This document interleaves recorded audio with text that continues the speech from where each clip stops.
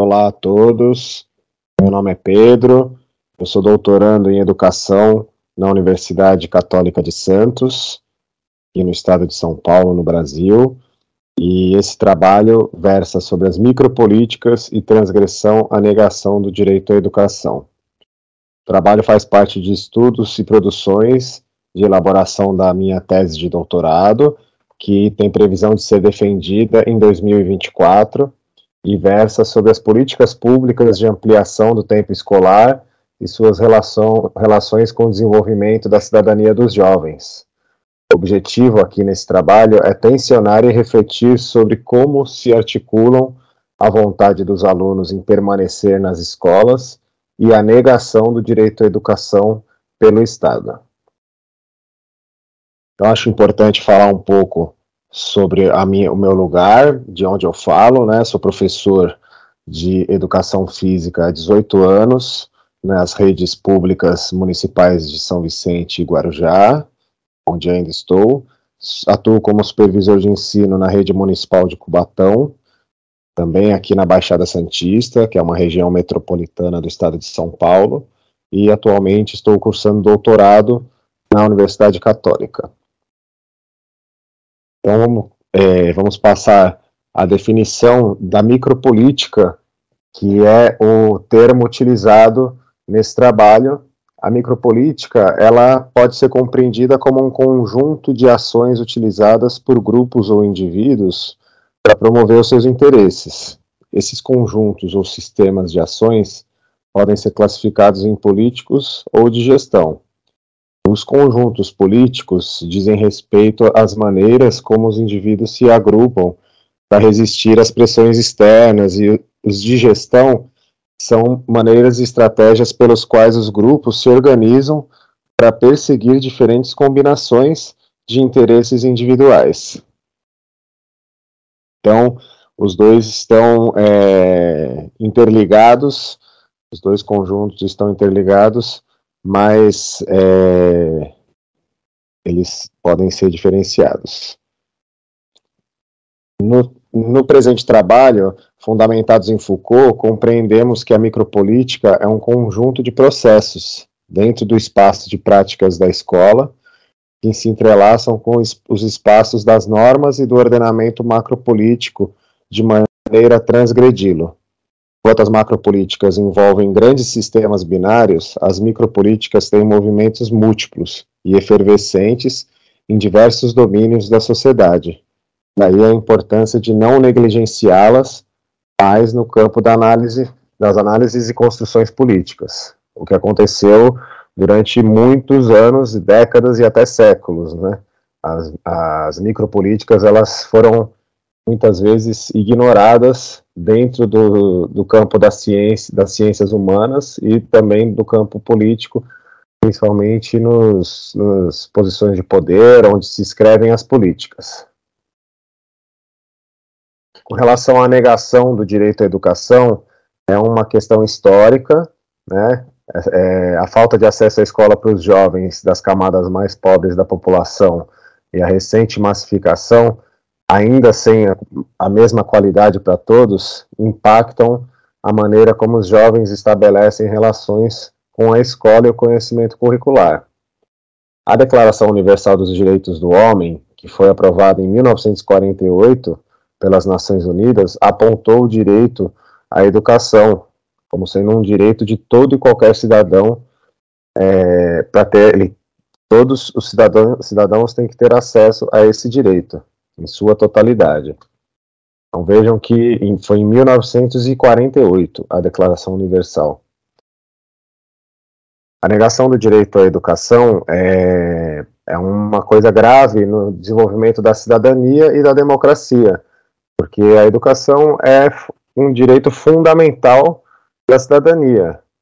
É porque eu coloquei aí um esqueminha para a gente entender melhor. A melhor formação das pessoas e dos indivíduos dá maiores condições para que eles conheçam e acessem os outros direitos. Então, e com essas condições melhores, eles vão poder participar e então serem cidadãos da sociedade em que estão.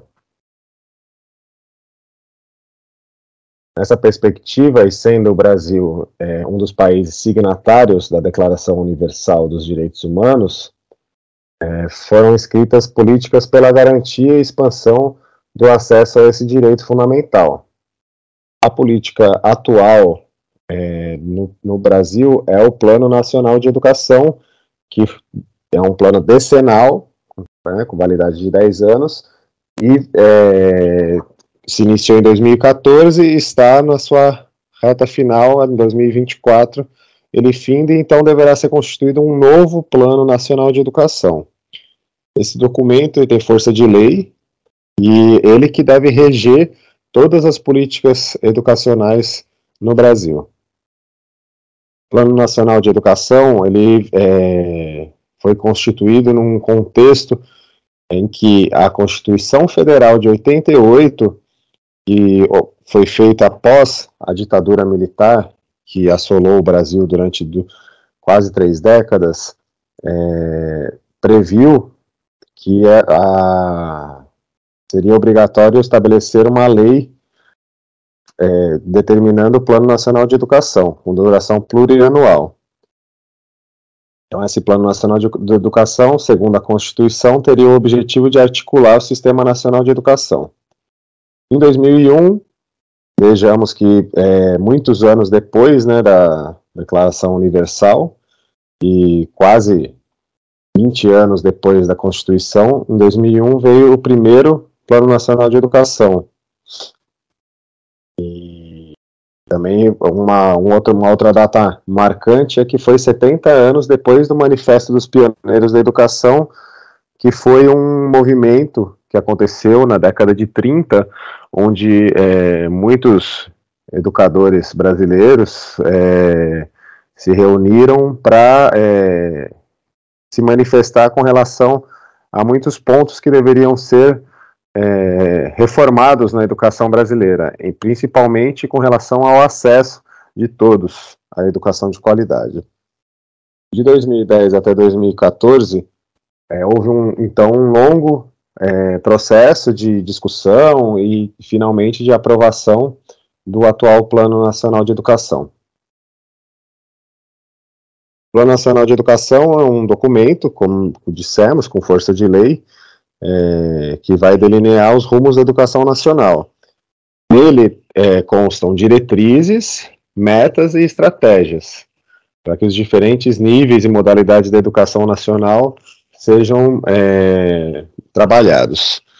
Então, a gente tem no Plano Nacional de Educação 20 metas. Coloquei um exemplo de meta, que é a meta 6, e fala sobre a ampliação do tempo de permanência dos alunos na escola. A meta 6, ela determina como um objetivo ampliar o tempo de permanência dos alunos nas escolas do Brasil para no mínimo 7 horas por dia.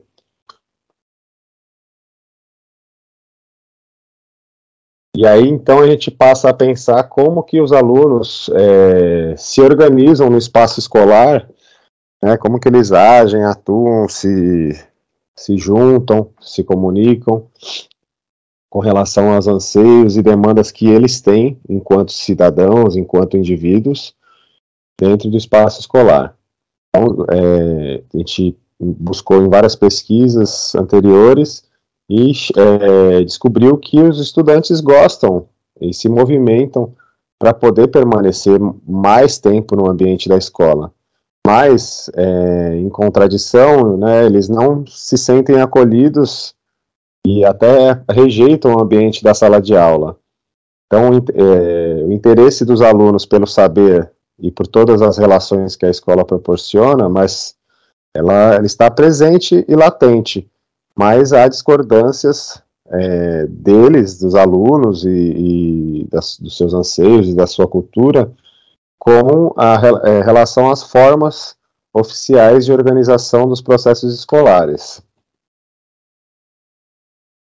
O cotidiano dos jovens alunos na escola é muitas vezes marcado até por constrangimentos causados pela complexa tarefa de se constituírem como alunos, em um ambiente de desigualdades e marcado por propostas homogeneizantes, com espaços e tempos rigidamente controlados, Então, um maior símbolo disso é a sala de aula, com fileiras, né, as carteiras uma atrás das outras, e sem possibilidade de que todos conversem livremente e se posicionem em posição de igualdade, né, sem que o professor seja o senhor da palavra, senhor absoluto da palavra.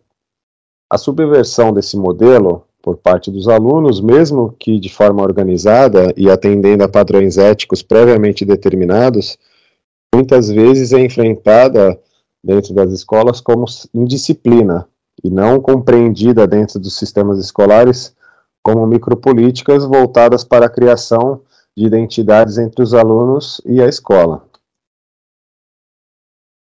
Um exemplo de grande movimento que houve no Brasil, que foi desencadeado por uma reunião de pequenas políticas, né, de pequenos grupos que já estavam organizados e se juntaram em torno de um objetivo, foi em 2015, quando houve um movimento de ocupação das escolas do estado de São Paulo.